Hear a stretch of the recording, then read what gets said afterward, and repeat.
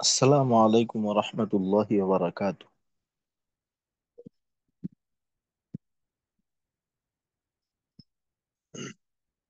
দুরূদ শরীফ পড়ে নিন। বিসমিল্লাহির রহমানির রহিম। আল্লাহুম্মা সাল্লি আলা মুহাম্মাদ ওয়া আলা আলি মুহাম্মাদ কামা সাল্লাইতা আলা ইব্রাহিম ওয়া আলা আলি ইব্রাহিম ইন্নাকা হামিদুম মাজিদ। اللهم بارك على محمد وعلى آل محمد كما باركت على إبراهيم وعلى آل إبراهيم إنك حميد مجيد. ربي زدني علما، ربي زدني علما، ربي زدني علما. رب اشرح لي صدري ويسر لي أمري واحلل عقدة من لساني يفقه قولي وبك نستعين يا مستعان. ربي يسر ولا تعسر وتمم علينا بالخير. আলহামদুলিল্লাহ। আজকে আমাদের এসো তাজবিদ শিখি 36তম ব্যাচের 10ম ক্লাস। তো গত ক্লাসের আগ পর্যন্ত আমাদের 12 নম্বর মাখরাজ পর্যন্ত আলোচনা হয়েছিল। তো ইনশাআল্লাহ আজকে আমাদের মাখরাজের আলোচনা শেষ হবে। তো গত ক্লাসে আমরা 7 নম্বর থেকে 12 নম্বর পর্যন্ত এই 6টা মাখরাজের আলোচনা করছি এবং এই মাখরাজের হরফের উচ্চারণগুলো একটু অনুশীলন করার চেষ্টা করছি। তো 7 থেকে নিয়ে 12 নম্বর পর্যন্ত এই মাখরাজগুলির ভিতর আমাদের জন্য সমস্যা করছিল দুইটা মাখরাজ, 7 নম্বর এবং 12 নম্বর।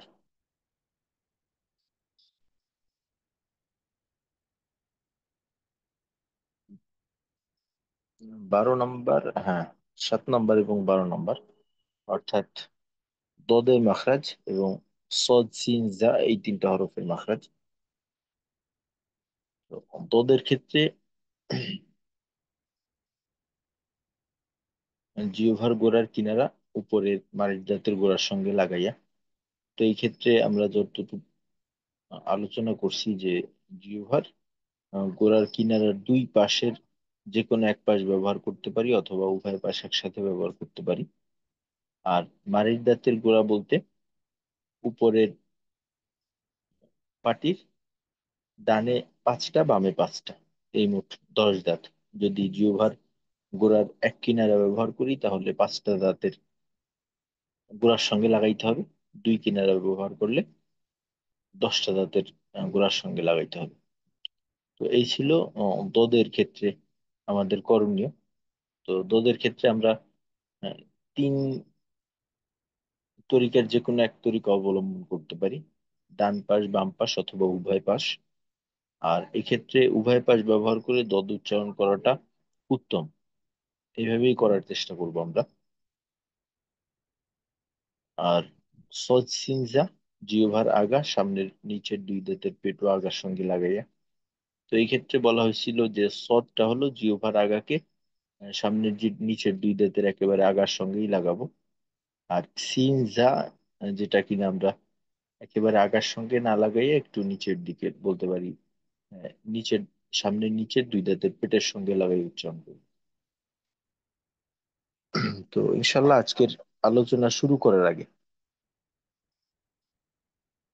আপনারা এটা একটু মাখরাজ বলে পড়ে দু একজন শুনান ইনশাল্লাহ, তারপর আমরা আজকের সামনের পড়ার আলোচনা শুরু করবো ইনশাল্লাহ। আচ্ছা, কে শুনাবেন?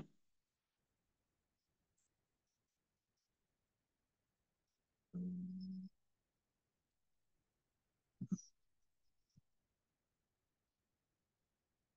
আচ্ছা, ইমদাদ ভাই আপনি একটু চেষ্টা করেন।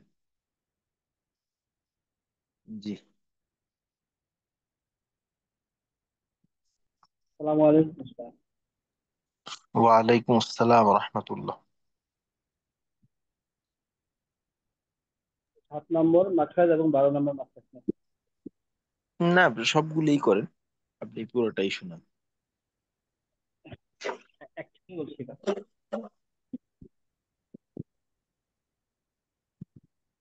বিসমিল্লাহির রহমানির রহিম। হরফের উচ্চারণের স্থানকে মাখরাজ বলা হয়। মাখরাজ হচ্ছে 17টি। 1 নং মাখরাজ। 7 নাম্বার থেকে ক- শুনান। আচ্ছা, 7 নং মাখরাজ। জিহ্বার গোড়ার দুই পাশ বা যে কোনো একদিকের কিনারার উপরের মাড়ির দাঁতের গোড়ার সাথে লাগাই উচ্চারিত হয়। তদ। তদ জবর দা। তদ দি। আচ্ছা, দদের নামের ভিতরে কিন্তু আমরা জবরের উচ্চারণটা পেয়ে যাই, তদ সুতরাং জবর এখানে ত। হ্যাঁ, জি। তদ জবর ত। তদ দি। তদ পেশ দু। ত দি দু। আচ্ছা, আপনার দদের পেশের উচ্চারণটা আহ, পার্থক্য হয়ে যাচ্ছে, তবে জেরের ক্ষেত্রে আরেকটু মোটা হইলে ডালের থেকে পার্থক্যটা ক্লিয়ার হয়ে যাবে আর কি। দদের দি দুই, দি। হ্যাঁ, জি। দদের দি। অ দি দো।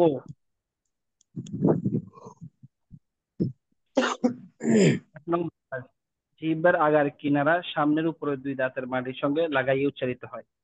আচ্ছা, লাম। দুই দাঁত না কিন্তু, লামের ক্ষেত্রে সামনের উপরের দাঁতের মাড়ির সঙ্গে লাগাই, এখানে দুই দাঁত না, আচ্ছা, একাধিক। মাড়ির সঙ্গে লাগাইয়া, উপরের দাঁতের মাড়ির সঙ্গে লাগাই উচ্চারিত হয়। লাম। লাম জবর লা। লাম জের লি। লাম পেশ লো। লা লি লো। 9 নং মাখরাজ। জিহ্বার আগা তার বরাবর উপরে তালুর সঙ্গে লাগাই উচ্চারিত হয়। নুন। নুন জবর না। নুন জের নি। নুন পেশ নো। না নি নু। 10 নং মাখরাজ। জিহ্বার আগার পিঠ তার বরাবর উপরের তালুর সঙ্গে লাগাই উচ্চারিত হয়। র। র জবর র। র জের রি। র পেশ রো। র রি রো। 11 নং মাখরাজ। জিহ্বার আগা সামনের উপরের দুই দাঁতের গোড়ার সঙ্গে লাগাই উচ্চারিত হয়। ত দাল দা। ত জবর ত। ত জের তি। ত পেশ তু। ত আচ্ছা, তি এখানে তু। এখানেও তয়ের জেরের উচ্চারণটা বিশেষভাবে তৈ, তজের তৈ এভাবে। ত জের তি। ত ত জের তি। জি। ত তি তু। দাল। দাল জবর দা। দাল জবর দাল জবর দ। দাল জের দি। দাল তার পেশ জবর, দু। জি। দ দি দু। হ্যাঁ, দালে তো দ হওয়ার সুযোগ নেই, কারণ এইটার নাম আমরা কিভাবে বলি, দল দাল। না দাল। দাল, তো দাল জবর দাল। দা হবে। তো, আচ্ছা, তাহলে দাল জবর দা। দা জি। দি তা। তা জবর তা। তা জের তি। তা পেশ তু। তা তি তু। 12 নম্বর। জিহ্বার আগা সামনের নিচের দুই দাঁতের পেট ও আগার সঙ্গে লাগাই উচ্চারিত হয়।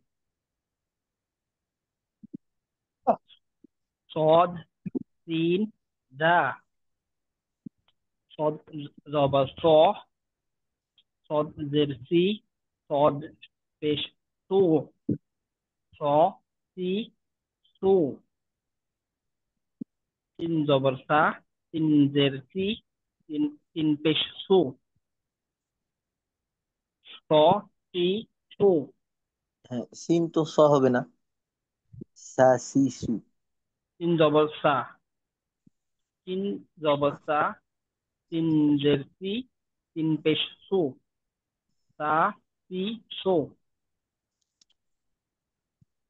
যা, যা জবর যা, যা জের জি, যা পেশ জু, যা, জি, জু। আচ্ছা ঠিক আছে, মাশাল্লাহ, জাযাকাল্লাহ খাইর। আর ইমদাদ ভাই, আপনার জবরের ক্ষেত্রে একটু এলোমেলো হয়ে যায়। তো এক্ষেত্রে হরফগুলিকে মনে রাখতে হবে। সদ, ত, জ, গইন, খ, কফ। সদ, ত, জ, গইন, খ, কফ। আর সাথে হলো র। এই মোট 8টা হরফ। এই 8টা হরফের জবরের ক্ষেত্রে আমাদের আকারের মতো উচ্চারণ হবে না। সদ্য, ত, জ, গইন, খ, কফ। তো এদের ভিতর আমরা বেশিরভাগের ক্ষেত্রেই কিন্তু আহ, নামের মাধ্যমেই আমরা এদেরকে বুঝতে পারি। যেমন সদ, স, দদ, দ, ত, ত, জ, জ, গইন, গ, খ, খ, কফ, ক, আর র, র। এদের নামের ভিতরে কিন্তু আপনার প্রত্যেকটা, বেশিরভাগ না, প্রত্যেকটাকেই আমরা এদের নামের মাধ্যমেই বুঝতে পারি যে এদের জবরের উচ্চারণটা আকারের মতো না। এছাড়া বাকি যে হরফগুলি আছে, প্রত্যেকটা হরফের জবরের উচ্চারণটাই আকারের মতো হবে। সুতরাং এটা একটু খেয়াল করবেন।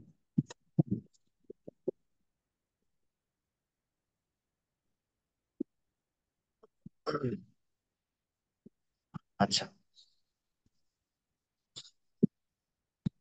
আমরা আহ, সামনের দিকে একটু দেখার চেষ্টা করি। আর এই 12 নম্বরের আগ পর্যন্ত মোট 12টা মাখরাজ আমাদের হয়ে গেল।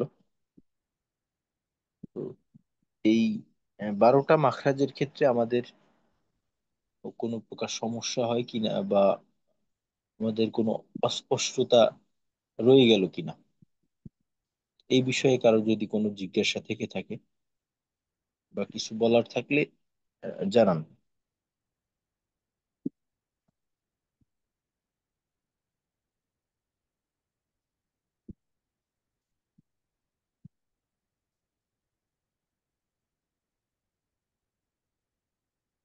আচ্ছা, আমরা তাহলে সামনের দিকে যেতে পারি।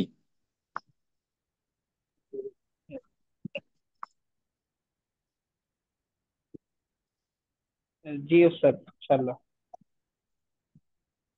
জি, শুক্রিয়া। আস্তাগফিরুল্লাহ। আচ্ছা, এরপর হলো 13 নম্বর মাখরাজ। 13 নম্বর মাখরাজ হলো, আমরা তো বাকযন্ত্রের 5টা জায়গার ব্যবহার করি।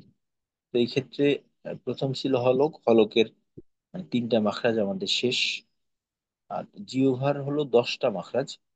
তো এই 13 নম্বর হলো জিহ্বার শেষ মাখরাজ। 13 নম্বর মাখরাজ, জিহ্বার আগা সামনের উপরের দুই দাঁতের আগার সঙ্গে লাগাইয়া, ও, দাল, সা। জিহ্বার আগা সামনের উপরের দুই দাঁতের আগার সঙ্গে লাগাইয়া। তো এখানে 3টা হরফ আছে। 3টা হরফের ভিতর বয়ের উচ্চারণের সময় আমাদের জিহ্বার আগা এবং সামনের নিচের দুই দাঁতের আগা, এটা একই বরাবর থাকে। সামনের উপরের দুই দাঁতের আগা এবং জিহ্বার আগা, এই দুইটাকে আমাদের একই বরাবর রাখতে হবে। অর্থাৎ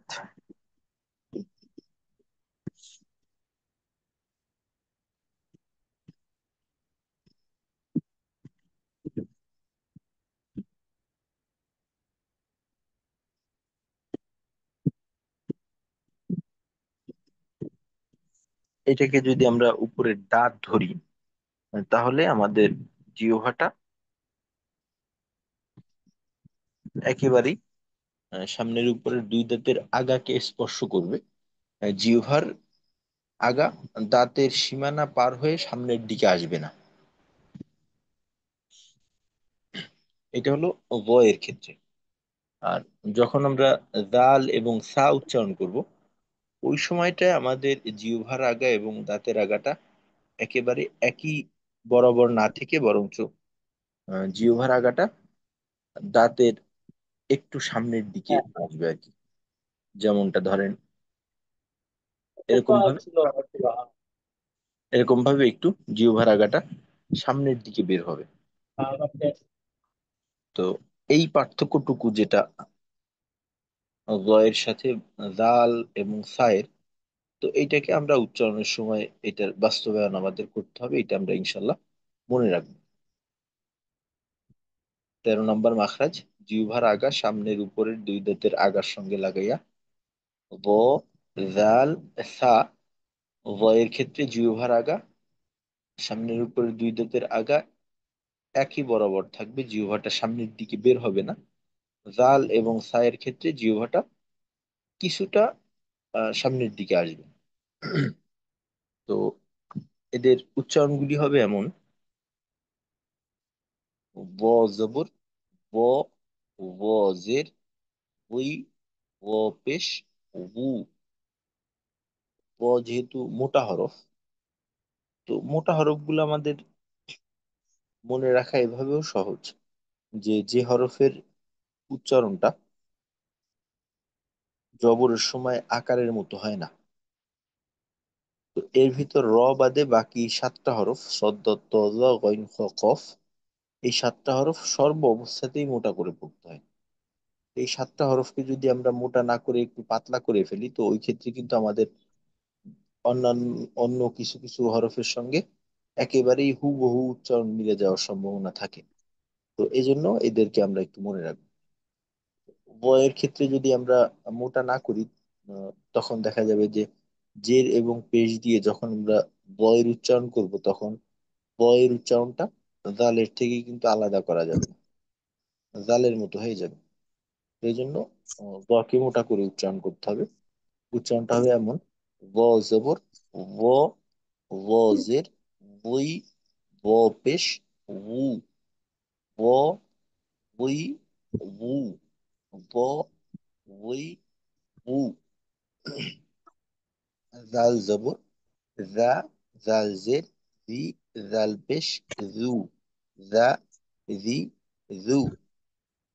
সা জবর সা, সা জের সি, সা পেশ, সু, সা সি সু। ব উই গু, জা জি জু, সা সি সু। এই হলো 13 নম্বর মাখরাজের হরফগুলির উচ্চারণ। তো এর পরের দুইটা মাখরাজ হলো ঠোঁটের মাখরাজ। তো প্রথম মাখরাজ অর্থাৎ 14 নম্বর মাখরাজ, নিচের ঠোঁটের পেট সামনের উপরের দুই দাঁতের আগার সঙ্গে লাগাইয়া উচ্চারিত হয় ফা। তো এক্ষেত্রে উপরের দুই দাঁত বিষয়টা তো নির্দিষ্ট। বাকি সামনের নিচের ঠোঁটের পেট বলতে গেলে ঠোঁটের ভেজা অংশ, অর্থাৎ স্বাভাবিক অবস্থায় ঠোঁট বন্ধ রাখলে ঠোঁটের যে অংশটা ভেতরের দিকে থাকে, ওই অংশটা। ফায়ের উচ্চারণের সময় আমরা একেবারে ঠোঁটটাকে ভিতরে নিয়ে ঠোঁটের শুকনো অংশের সঙ্গে সামনের উপরে দুই দাঁতের আগা লাগাবো না, বরং এই ভেজা অংশ।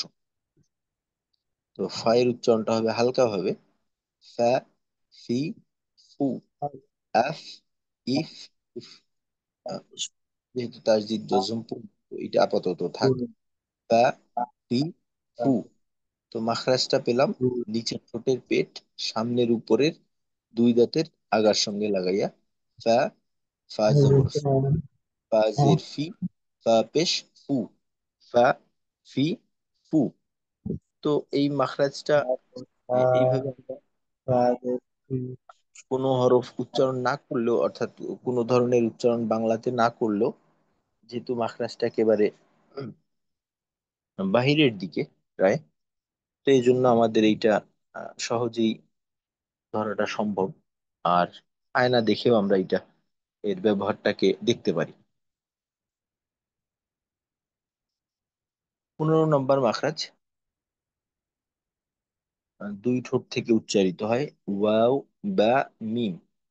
তো এই তিনটা মাখরাজ, এই তিনটা হরফ একই মাখরাজে আসলো, এদের ব্যবহারিক অবস্থা ভিন্ন। তো প্রথমে হলো বা। বা হলো দুই ঠোঁটের ভেজা জায়গা থেকে, অর্থাৎ স্বাভাবিক অবস্থায় ঠোঁট যেভাবে একটা আরেকটার সঙ্গে লাগে, ওই অবস্থায় একটু চাপ দিয়ে বা। বা জবর বা। বা জের বি। বা পেশ বু। বা, বি, বু। তো দুই ঠোঁটের ভিজা জায়গা থেকে উচ্চারিত হয় বা। আর দুই ঠোঁটের শুকনা জায়গা থেকে উচ্চারিত হয় মিম। তো শুকনা জায়গা বলতে ঠোঁট স্বাভাবিক অবস্থায় যেমন থাকে, তো এটাকে একটু ভিতরের দিকে নিয়ে ঠোঁটের শুকনা জায়গা এক অংশ আর এক অংশের সঙ্গে মিলিয়ে তারপর আমরা উচ্চারণ করব মা। এটা একেবারে মা না, মা। মি, মু। মিম জবর মা। মিম পেশ মু। না, মিম জের মি। মিম পেশ মু। মা, মি, মু। আর ওয়াও হলো দুই ঠোঁট গোল করে মাঝে সামান্য ফাঁক রেখে উচ্চারণ হবে ওয়াও। ওয়াও জবর ওয়া। ওয়াও জের উই। ওয়াও পেশ উ। ওয়া, উই, উ, উ। আর এখানে ওয়াও এর উচ্চারণের জন্য চিত্র যেভাবে দেওয়া আছে একেবারে ওইভাবে আমাদের ঠোঁট গোল করতে হবে। তো ওয়াও এর মাখরাজ যেহেতু ঠোঁটে, যদি আমরা ঠোঁট গোল করার ক্ষেত্রে একটু কম বেশি করি, তো এটার প্রভাব একেবারে সরাসরি উচ্চারণে পড়বে। তো একটা হরফ উচ্চারণের জন্য তার মাখরাজের শতভাগ আহ, সঠিক ব্যবহারটাকে নিশ্চিত করে। যদি বিন্দুমাত্র কমতি থেকে যায়, এর প্রভাব অবশ্যই হরফের উচ্চারণে পড়বে। তো ওয়াওয়ের উচ্চারণের জন্য আমাদের ঠোঁটটাকে একেবারেই গোল করতে হবে। তো ওয়াওয়ের উচ্চারণটা ওয়াও জবর ওয়া। ওয়াও জের উই। ওয়াও পেশ উ। ওয়া, উই, উ। তো এখানে আমাদের এই পর্যন্ত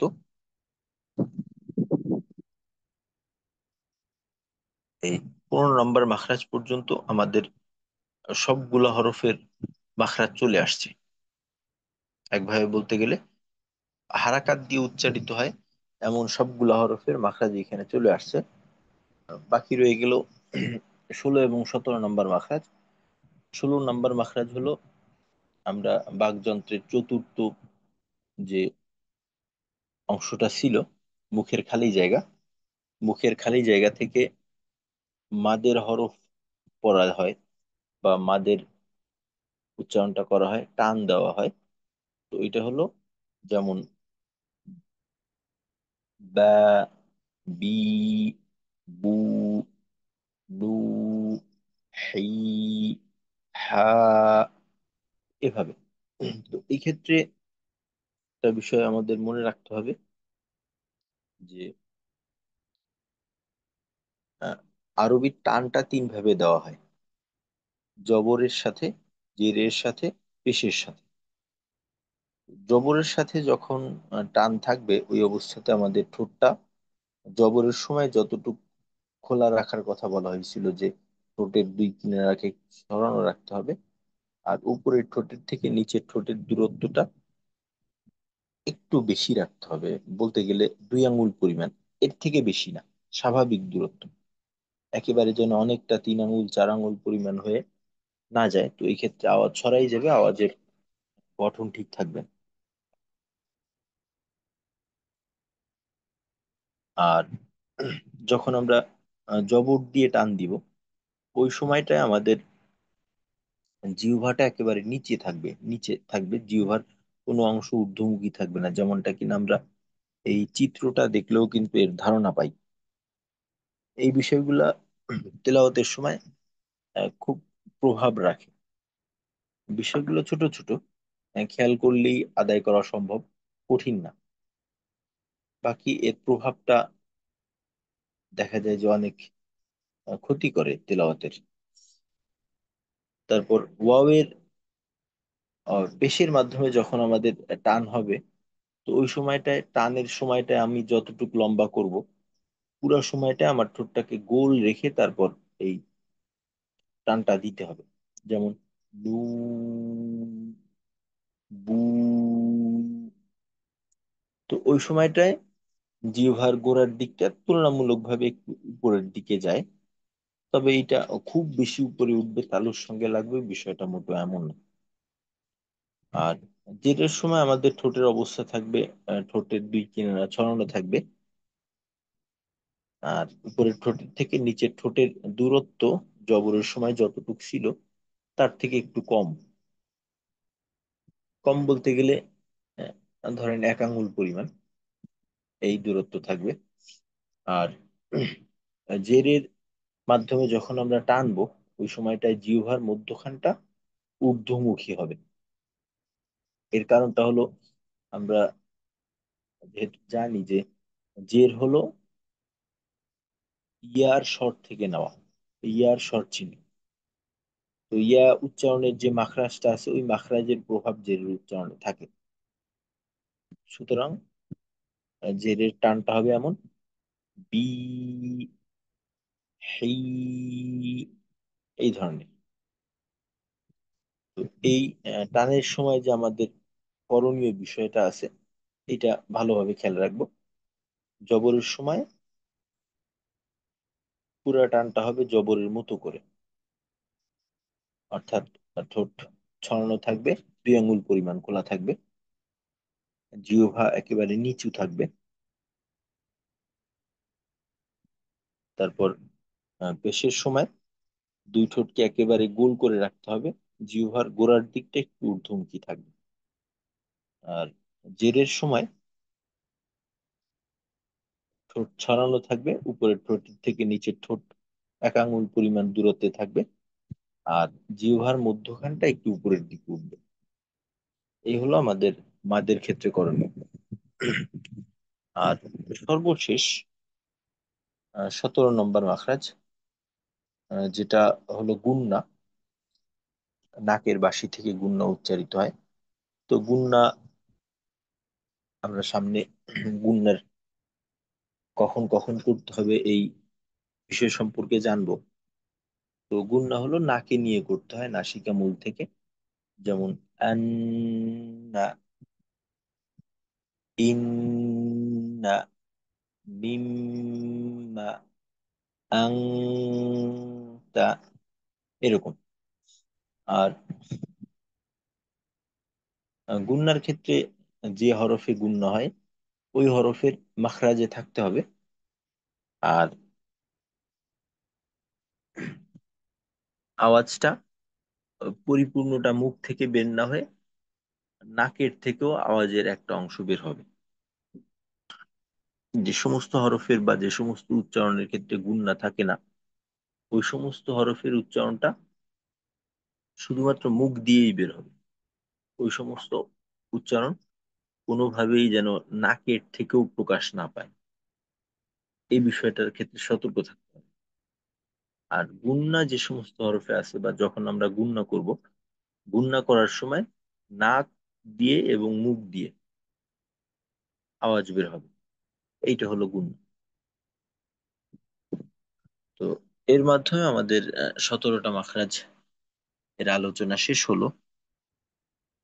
তো এই যে আজকে বলা চলে আমাদের 5টা মাখরাজ থাকলেও 3টা হলো হরফের মাখরাজ, আর বাকি 2টা মাদ এবং গুন্না এর মাখরাজ। তো এই 17টা মাখরাজের ভিতরে যদি আমরা দেখি, আমাদের জন্য কিন্তু বেশিরভাগ মাখরাজের ব্যবহার হলো সহজ।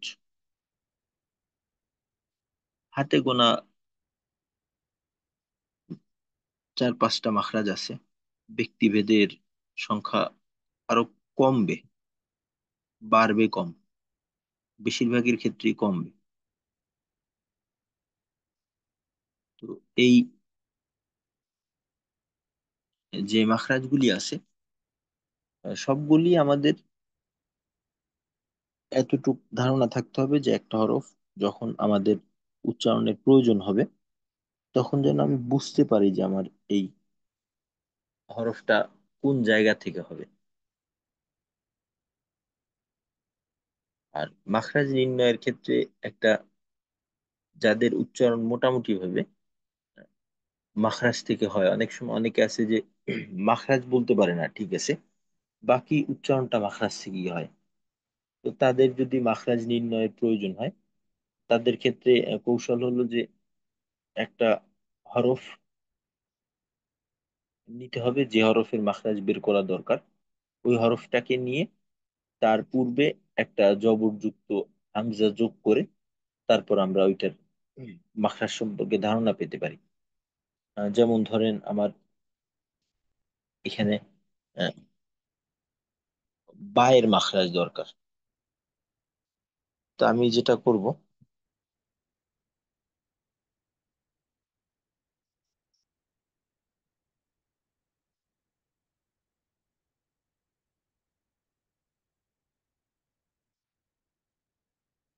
জবরযুক্ত একটা হামজা নিলাম, সাথে বায়ে একটা জজম দিয়ে দিলাম।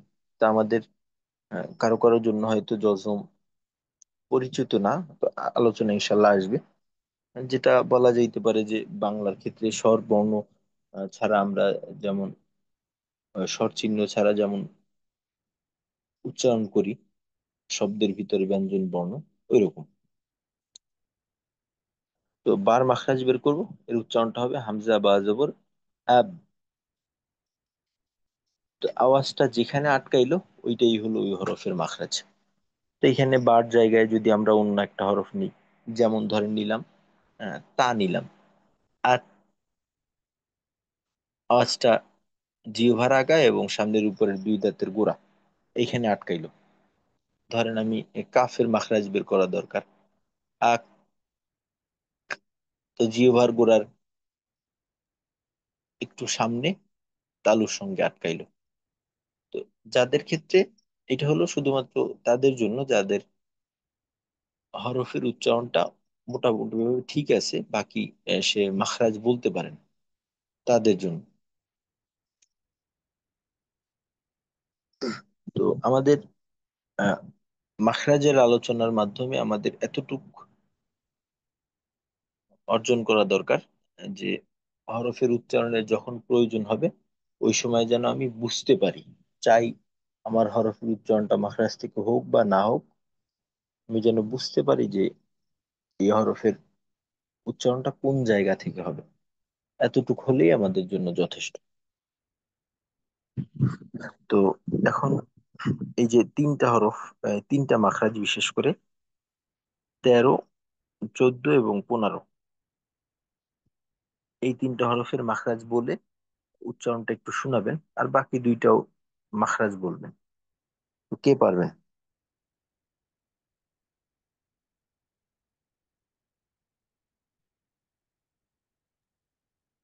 আমি শোনাবো রফিকুল ইসলাম।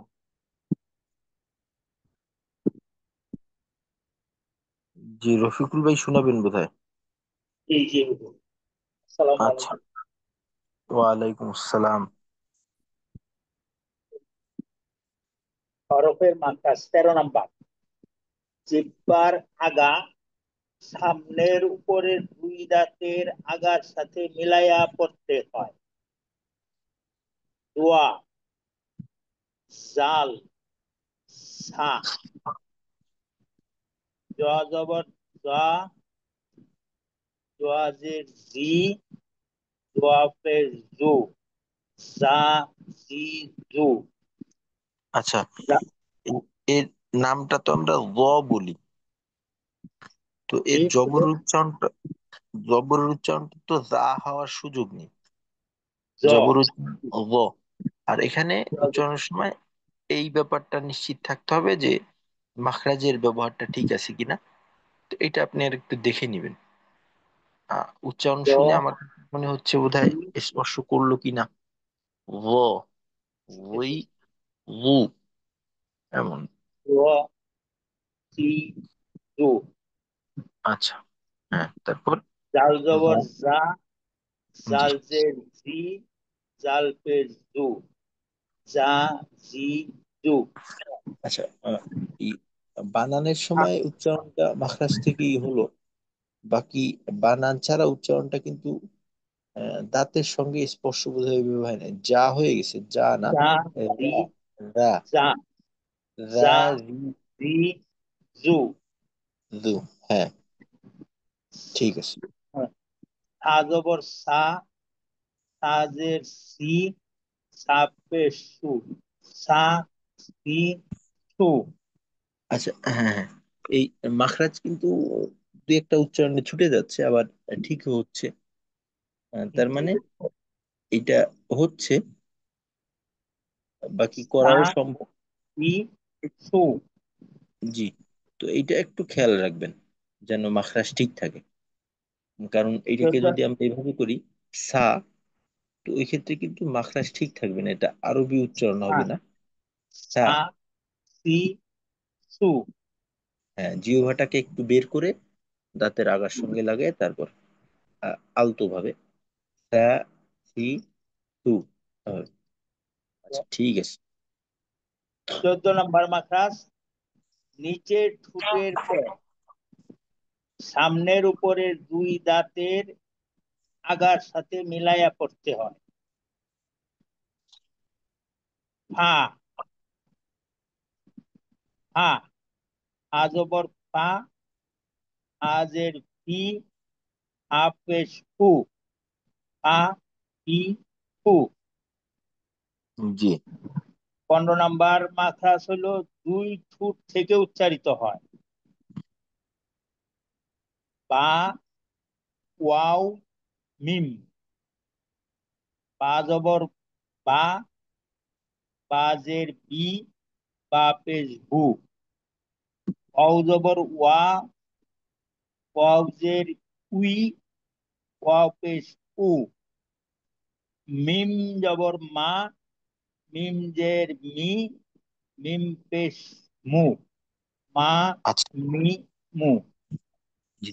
ওই ওয়াও এর উচ্চারণটা জবর এবং জেড দিয়ে যখন পড়ছেন ওইটা কিন্তু সুন্দর হয়েছে, বাকি উই, পেশের উচ্চারণটা কিছুটা, জেরেরটা ঠিক আছে, উ, পেশের উচ্চারণ কিছুটা শুনে হামজার মতো মনে হইলো, হামজা পেশ উ এর মতো, এইটাকে উ, উ, উ।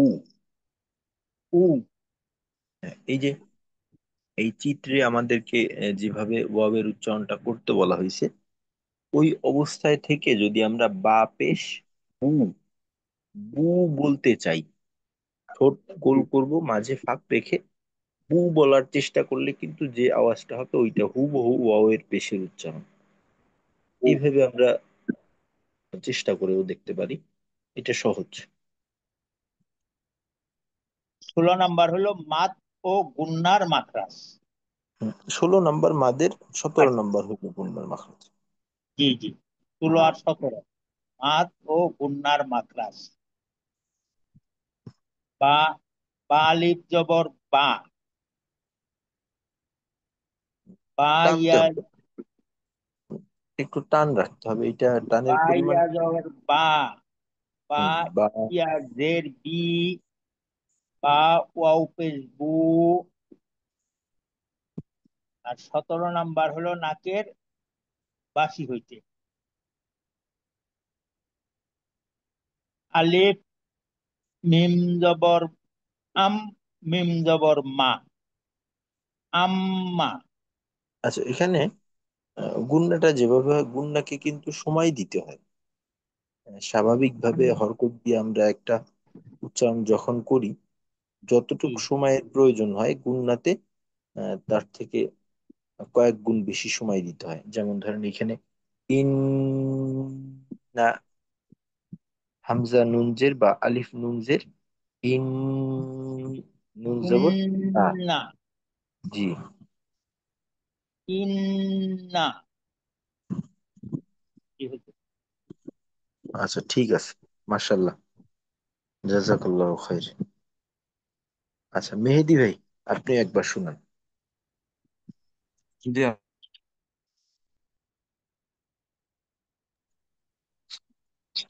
জি, আসসালামু আলাইকুম ওস্তাদ। ওয়ালাইকুম আসসালাম। জি, আহ 13 নম্বর মাখরাজ। 13 নম্বর মাখরাজ হচ্ছে জিহ্বার আগা ও সামনের উপরের দুই দাঁতের আগার সঙ্গে লাগায় উচ্চারণ করতে হয়। এই ক্ষেত্রে আমরা উম 3টা হরফ পাচ্ছি। সেটা হচ্ছে আহ জাল পাচ্ছি, সা পাচ্ছি এবং জ পাচ্ছি।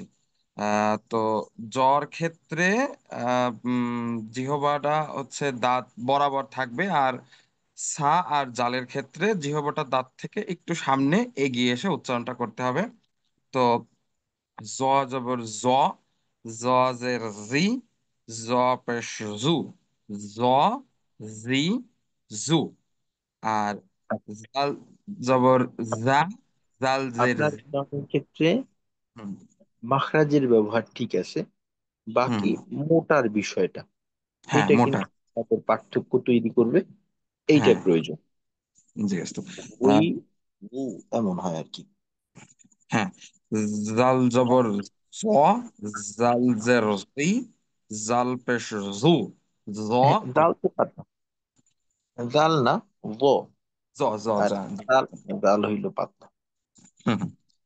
আর জাল আর সার ক্ষেত্রে হচ্ছে জিহ্বাটা দাঁত থেকে একটু সামনে এগিয়ে এসে উচ্চারিত হবে। জাল জবর জা, জাল জের জি, জাল পেশ জু, জা জি জু, সা জবর সা, সা জের সি, সা পেশ সু, সা টি সু। এরপর আছে ওস্তাদ 14 নম্বর মাখরাজ। এক্ষেত্রে আমরা একটা হরফ পাই, সেটা হচ্ছে ফা। নিচের ঠোঁট পেটের সামনের উপরের দুই দাঁতের আগার সঙ্গে লাগিয়ে উচ্চারণ করতে হবে।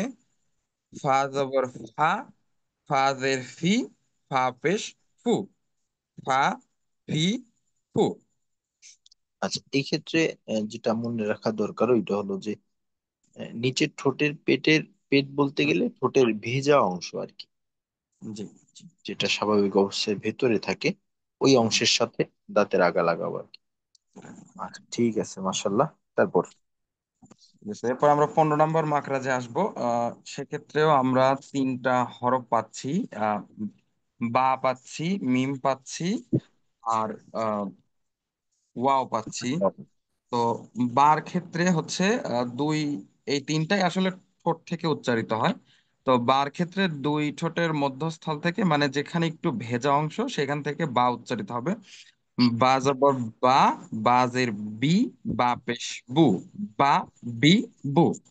আর মিমের ক্ষেত্রেও ঠোঁট থেকে উচ্চারিত হবে, তবে একটু সামনে অর্থাৎ শুকনো অংশ থেকে উচ্চারিত হবে। সেক্ষেত্রে মিম জবর মা, মিম যে মি, মিম পেশ মু, মা মি মু। আর এরপর আমরা আসি যে ওয়া এর ক্ষেত্রে।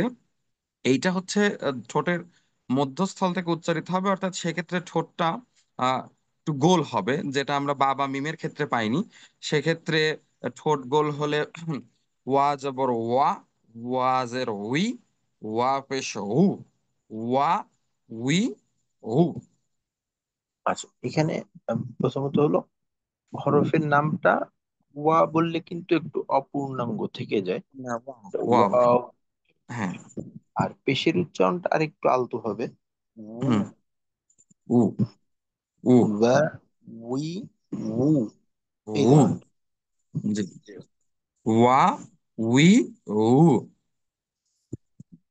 আচ্ছা, জি স্যার। এরপরে আমাদের আছে 16 নম্বর মাখরাজ। এইটা হচ্ছে মাদের হরফ, অর্থাৎ মুখের খালি জায়গা হতে আমাদের মাদের হরফ পড়তে হয়। আলিফ, ওয়াও আর ইয়া, এই 3টা হচ্ছে মাদের হরফ।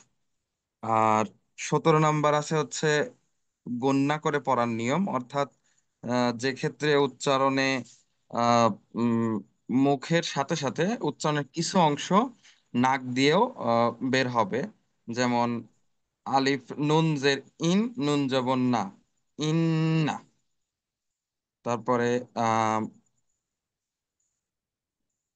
মিম মিম জের বলতে পারি বানানোর সময়। হ্যাঁ মিম জি, মিম জের মিম, মিম জবর মা, মা। মা। জি।